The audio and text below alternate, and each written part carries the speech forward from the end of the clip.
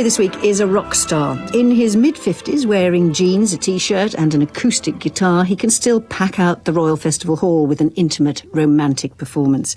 It's all part of the long, enjoyable downhill run from the height of rock star popularity where he spent the last 3 decades. As the lead guitarist and vocal in Pink Floyd, he was an integral part of the albums which made the group so famous, Dark Side of the Moon and The Wall, which continue to sell millions of copies a year. The son of Cambridge academics, he's never been a celebrity showman, but he says, we made some music that was pretty damn wonderful. In our finest moments, I think we were greater than the sum of our parts. He is David Gilmour. Long, enjoyable downhill run, that's my phrase, my take on what you do. Is that how it feels? It's fair enough. I'm trying to make life a little simpler. I don't lust after those huge audiences and that acclaim that I've had about enough of, I think. Enough of. But when you go out there, as you have done in the Royal Festival Hall, they still come. They still come. It's very rewarding for people to still come and see me sort of enjoying myself in a slightly different way to the way I've been used to doing it. In a totally different way, because when you get out there, you know, it's not the big light show, the big spectacular, not the inflatable pigs with enlarged testicles or not flying over the stage. It's just as I said in the introduction, you standing there with quite often just an acoustic guitar, singing presumably the songs you want to sing. Well, there's quite a few others there with me, a little gospel choir and a bassist, a cellist and a few other bits and pieces. Yeah, but there are no flying pigs. You know? No flying pigs, nothing in the way of a light show. It's quite quiet and it's been a really lovely experience doing these concerts the way that I did them. And I wonder if it's more or less nerve-wracking than when you used to go out there with Pink Floyd. Because the difference now is you can see the audience, can't you? Yeah, it's definitely more nerve-wracking by a considerable factor. You can see every face, you know, you can see the whites of their eyes right there in front of you. It's much, much more nerve-wracking. Well, also, you can't make any mistakes, can you? Every sound that you make is very crystal clear. So every wrong-un that you do is just as crystal clear. But therefore, is it more pleasurable? Because the achievement is that much greater. The test of yourself is that much greater. I don't think I could honestly say that it was more pleasurable than some of the other things that I've done within Pink Floyd, but this is just as enjoyable. But what you're not doing, which a lot of, forgive the phrase, inverted commas, ageing rock stars do, is try to recreate what you did before, what you originally became famous for. You don't get out that you can't mention the names, but I can. You know, sort of Mick Jagger, Rod Stewart, are going out there doing the stuff they did. But when the market wants it, it's fair enough. It's whatever they want to do. I sometimes wonder about their motives with some of these people. What motives are you suspicious of? Love is a drug, as they say, you know. Those massive audiences are a drug, and it's very nice to be loved that much. I think a lot of people are kind of addicted. Hooked on their own success. Yeah. Can't let go. Yeah. But you've let go. Well, I'm letting go. You know, the temptations are always still there. The market's still there. I mean, that's the amazing thing, which I want to talk to you about. But let's pause. Tell me about your first record that you want to play on your desert island. The first record is Waterloo Sunset by the Kinks. And on a lovely, warm beach to listen to this in a somewhere else sunset and missing London would be a wonderful moment. What you managed to avoid, David Gilmour, in Pink Floyd, if you like, is the personal. Unlike the Stones and the Beatles, we never really knew you as individuals, did we? You were Pink Floyd. Did you do that on purpose? It didn't really start off being on purpose. We just had a huge aversion to having our photographs taken. Why? It just seemed silly. And we had the chance to put, in inverted commas, artistic sort of things on the fronts of our albums. This is like the pig flying above Battersea Power Station or whatever. Yes, but much, much earlier than that. The first one or two that came out like that, it seemed to work very well for us. I mean, we got the best of both worlds without affecting our own personal lives. But the mood generally and the image that you conjured up, you know, they were pretty bleak, weren't they? Someone once said that you became rich by selling alienation, madness, misery and death. Well, all the great artistic themes are pretty hard, pretty miserable. But was that born of you? Were you part of that in the artistic sense, or were you, that mood itself, or were you more interested in the music than the lyrics that created that mood? Well, I was more into the music, and Roger certainly got well stuck into the alienation and the things, and he was our lyricist, our best only lyricist, really, after a while. This was Roger Waters, yeah. But, I mean, the Dark Side of the Moon is very much about madness and mental. I mean, the last three tracks are about paranoia and mental breakdown.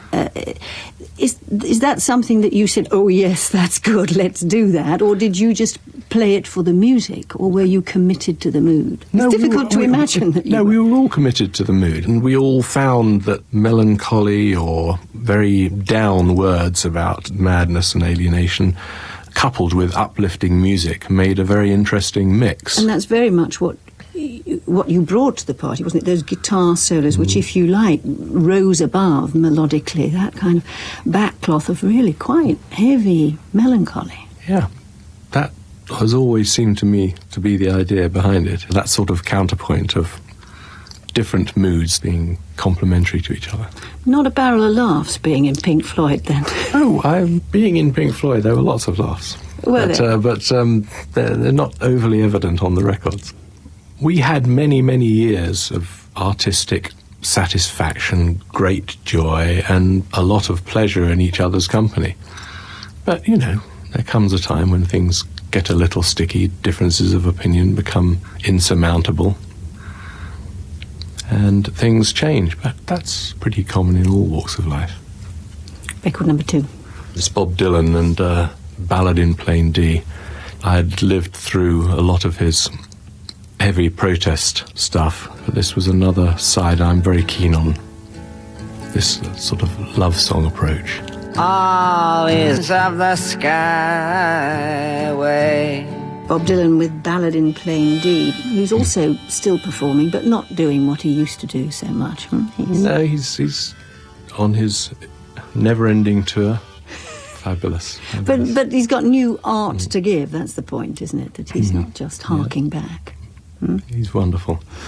So you were born and brought up in Cambridge, but I gather, unlike both Syd Barrett and Roger Waters, two of the founding members of Pink Floyd, who also are from Cambridge, you went to the posh school. I went to a posher school than them, yes. Rather against my will, but... the posh school, the Perse Preparatory School for Boys, yeah? Perse School for Boys, yeah. Perse School for Boys. Your father and mother were both academics, I said. What did they want you to be? What did they want for you? My brothers and sisters, all went on to universities and stuff. I'm sure that's what they wanted from me, and they pushed it fairly heavily when I was young until it became a fait accompli that it wasn't what I was going to do. And I was going to do my music, and they'd uttered the eternal lines that every parent tells their children at these times. Why didn't you finish your education and have something to fall back on? Which I promptly ignored. How early on did you get hooked on the guitar? My next-door neighbour was given a guitar when I was about 13 or 14. He really wasn't terribly interested in it, and I borrowed it from him. Well, I don't think I ever gave it back. What sort of guitar was it? It was a Spanish sort of nylon-strung guitar, a Tate. Still got it, I think. And you taught yourself to play? I taught myself to play with the help of a record my parents got for me, which was the Pete Seeger Guitar Tutor record. The first band of which is just tones played on a pitch pipe to tune your guitar with. So he taught you how to tune it first, and that is a major and underestimated part of learning how to play the guitar. And then on you went, and you were in numerous bands. I mean, give me some of the titles of the bands. I was in a band called the Newcomers first, and then I started a band with some other guys called Jokers Wild. And when that had run its natural course after a couple of years, I started spending time in London, where I met some people who wanted to help me with my career, so to speak. And they got me a gig in Marbella in Spain. Then came back, then went off again to Saint-Étienne in France to a club residency for about 3 months. So you were making some money. You were paying your way. Oh, yeah. But then suddenly you come back to this country, I think, in age 21, and these guys that you knew, called Sid and Roger, have got this group called Pink Floyd, and they've released an album, Yeah. Piper at the Gates of Dawn. You must have been incredibly impressed. I was very impressed. I mean, to have a record contract in those days was really something. I mean, my band, Joker's Wild, had played with the early incarnations of Pink Floyd a few times.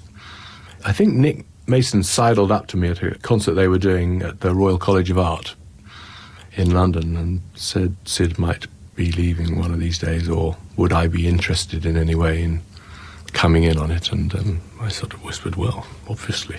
A couple of months after that, they rang and asked if I would. So. And this was because, you know, and the story is well known, Sid was really losing it, wasn't he? He was deeply into LSD.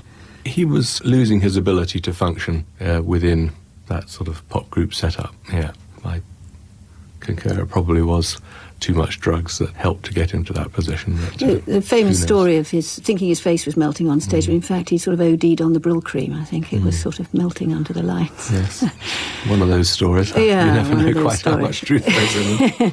But he just couldn't cope, could he?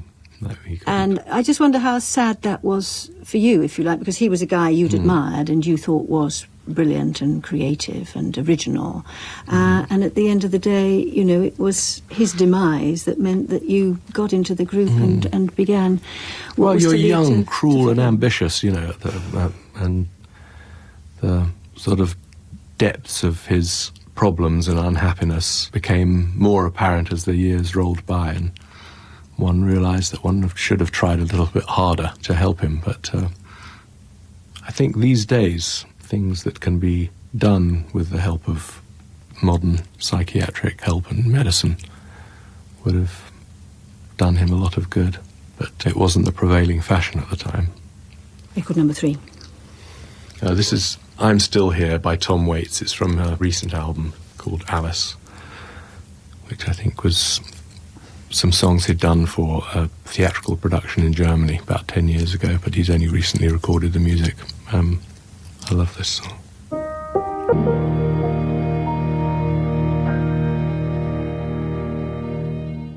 Tom Waits and I'm Still Here. Your Pink Floyd success of 1975, Wish You Were Here, was unofficially dedicated to Sid, of course, and that Shine On, You Crazy Diamond was about him, the track on it. You know, a lot has been said about him since, and people have said, really, he is, well, the aficionados have said he's the lost leader of British pop. Is there something in that? Well, he certainly had the ability, great talent, wonderful way with words, and could write words just so easily that were always had a poetic sort of edge to them. We went off on holiday, it must have been 65, I think. We learnt songs from the Beatles' Help album and some Bob Dylan songs and stuff, and we went off busking in Saint-Tropez, and both promptly got arrested, and we got chucked into a cell and grilled for a while before they let us go and told us to clear off and not come back again.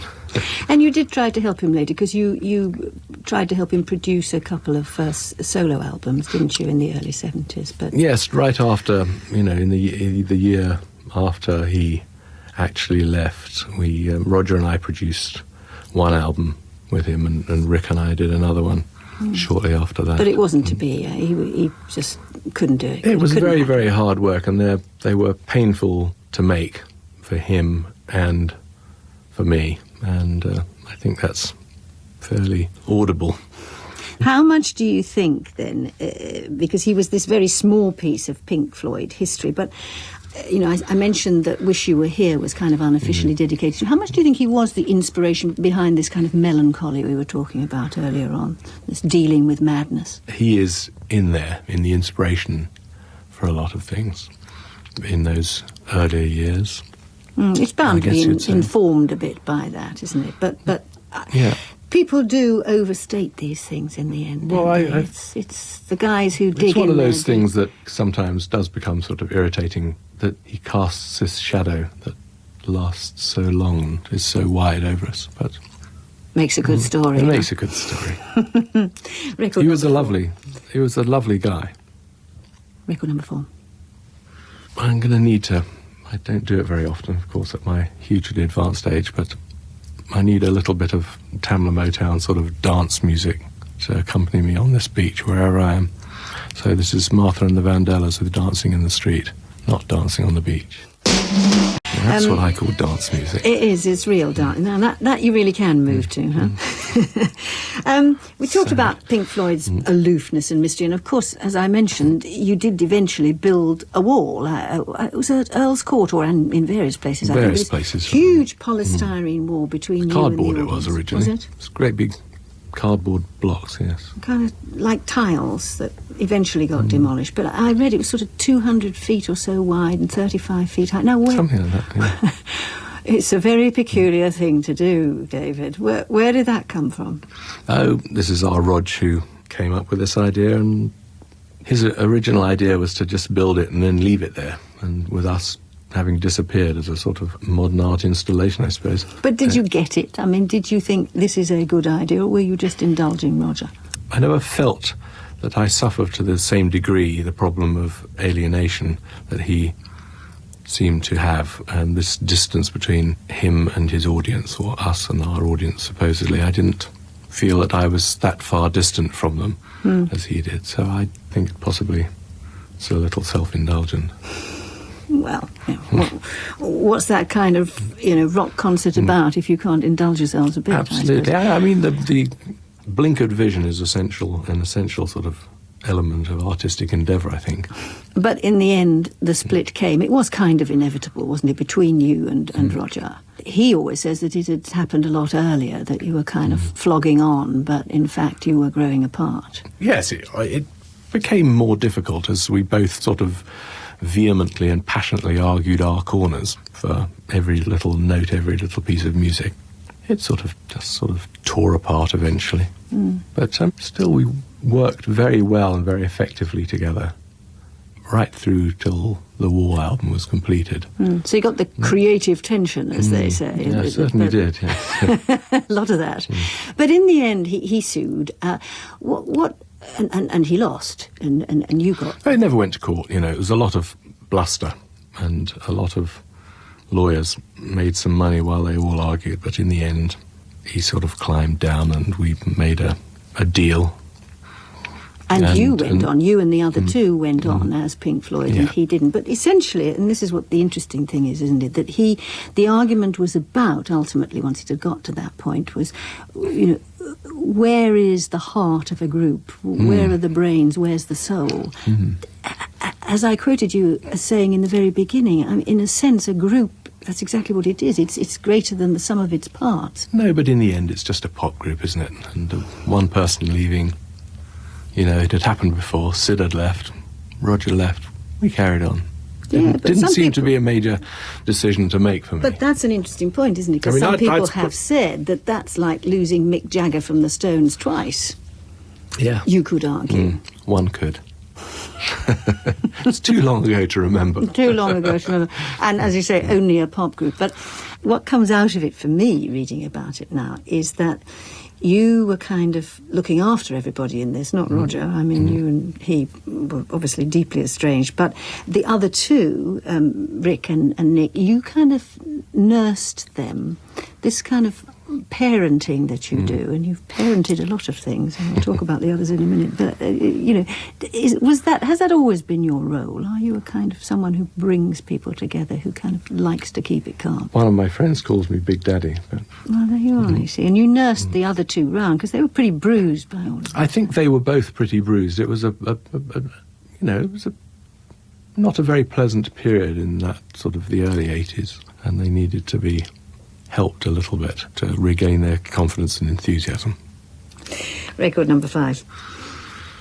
This is Anthem by Leonard Cohen. He's one of my favourite artists. This one's the anthem, which I think has the Islamic thing to it, of the imperfection that all Islamic art has to have in it. Otherwise, nothing can be seen to be perfect in the eyes of Allah. Leonard Cohen with the anthem. So let's hear more about David Gilmour, the parent. And as I said, there's a lot of parenting gone on. You nursed the boys in the band a bit. You tried to look after Sid for a while. And in a way, the Pink Floyd albums have been your babies, the bits of music. And what you and Waters tried to discuss there really was kind of custody of the kids, wasn't it? Yeah. And you've also got 8 children, I understand, from 2 marriages. What's the age range? Well, my oldest daughter is 26, Alice. And then I've got a 23-year-old, a 21-year-old, and a boy of 17 from my first marriage. And we've got a 13-year-old lad, a 7-year-old lad, a 5-year-old, and an 11-month-old baby. This is with your second wife, Polly Sampson. Yeah. And she helps you write the lyrics, I gather. She helps me with everything, lyrics included. Yes. There's a track on your album, The Division Bell, called Coming Back to Life. I knew the moment had arrived for killing the past and coming back to life. That's your tribute to Polly, isn't it? Yes, sort of dedicated to Polly, yes, definitely. She was a great help. But it is, I suppose, kind of your Achilles heel, isn't it, David, that your lyric writing isn't as strong as your music making, huh? I'd have to concur, yes. But you don't mind. I wish I was more of a raconteur, but you get what you're given in life. I wouldn't swap. Wouldn't you? No. You prefer to be the musician? The ability to pluck emotions out of a musical instrument is something that I try to encourage all my children to learn how to do, because it is an incomparable feeling. Good, number 6. A Man Needs a Maid by Neil Young. Which is deeply politically incorrect, but go on. Well, I'm being non-gender specific, of course. When I'm on my desert island, it could be a Man Friday. But this is just Neil Young and you It's like Neil it. Young, it's very beautiful, and it's particularly beautiful instrumental orchestral passage in the middle, which is the bit we're leading into. Neil Young and A Man Needs a Maid. Now, the other recent thing that people know about you is that you gave away your house, your London house, which was sort of worth in excess of 4 million or so. You gave it away to a charity for the homeless. Was that a sort of sudden whim, or what made you do that? We moved out of London a few years ago to a lovely house in the country, and we'd clung on to, because of my affection for it, this huge house in the middle of London, and after a while it seemed rather daft coming back to this huge sort of empty, cold house that we really didn't need, and rather than sort of giving it as it was to a homeless charity and letting it be filled with homeless people, we thought we'd sell it and the money would do more good. What's the feeling of giving that much money away? It's an extraordinary... Well, I have more than I need, quite frankly. It's one of those things one spends one's life struggling with, these strange inequalities that happen through chance. I guess I think it's a good idea for me to get rid of a little bit of the excess to causes that could use it. Because I presume you've been through the kind of excesses of the rock star. I mean, you've owned the yacht in the Med and the fleet of Ferraris, have you? Afraid so, yes. I've done a bit of all that. But I've simplified a little now. You've offloaded all of that? Yes. So you're living a simpler life. You've said... in theory. It doesn't feel much simpler, I have to say. Why not? It's hard work, bringing up children, getting them up in the morning, feeding them breakfast, taking them to school. That's what you've chosen to do now. That's what you want. You don't want to employ armies of people to do all of these things. You want to do it yourself. Yes. So you sort of come full circle, really. Yes, hopefully. So we should hold our breath for a reunion of Pink Floyd in whatever form. Yeah, I wouldn't hold your breath, yeah. Do not hold breath. Mark, it's still there, as I've said. They tell me that once in a while. What, you get nagged, do you? Yes. And do you always say a definitive no, or do you kind of think about it sometimes? I don't really think about it. It's not something that's in the forefront of my mind, really. But you haven't quite ruled it out, I hear.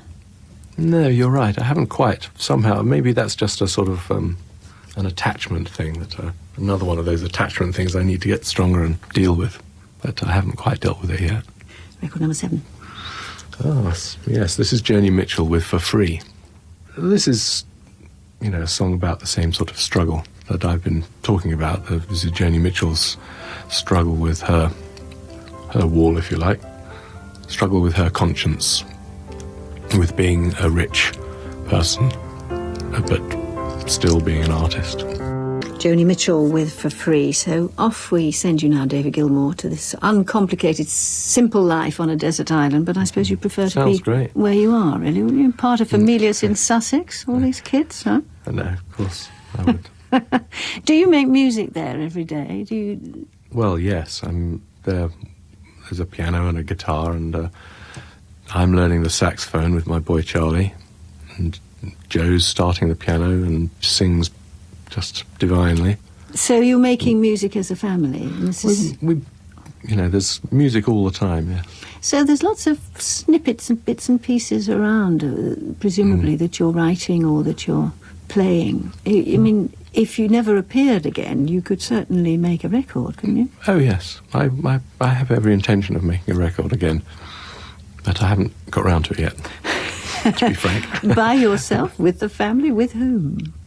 Well, I'm leaving that open. I'm sure that will present itself to me and become clear before too long.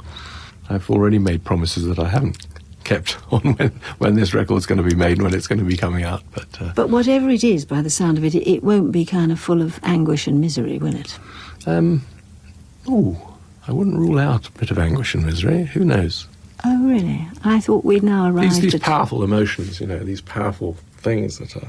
But I just get the impression as you sort of downsize and simplify life, what you're finding is a kind of happiness and a kind of contentment. Happiness and contentment are there, absolutely. Which, but you can't put too much happiness and contentment into music. You don't want to turn into John Denver, do you? Last record, which is not John Denver. Last record is by the Lemonheads. It's called Rudy with the Flashlight. It's about sitting out in your garden around a nice campfire, and which is something we do at home in the summer a lot. And pointing torches at the sky, just be a lovely thing. I don't know if I'd have a flashlight or a torch, as we call them, on this desert island, but that's what I'd do with it if I had one. The Lemonheads and Rudy with the Flashlight. Well, now, if you could only take one of those 8 records with you, David, which one would you take? It's a tough choice, isn't it? I think I'd just have to take Martha and the Vandellas, just for the dancing, really. Dancing I can on just the see beach. Myself, Yeah, well, you need a bit of that. What about your book? You've got the Bible, you've got the complete works of Shakespeare. I think I'll take a translation of the Quran with me. Try to better my mind and understand other peoples of the world better. And your luxury? Well, to me it's not a luxury, it's an essential. I'd need to take my guitar with me, an acoustic Martin D35 guitar, because life is impossible without a guitar. David Gilmour, thank you very much indeed for letting us hear your Desert Island Discs. Thank you.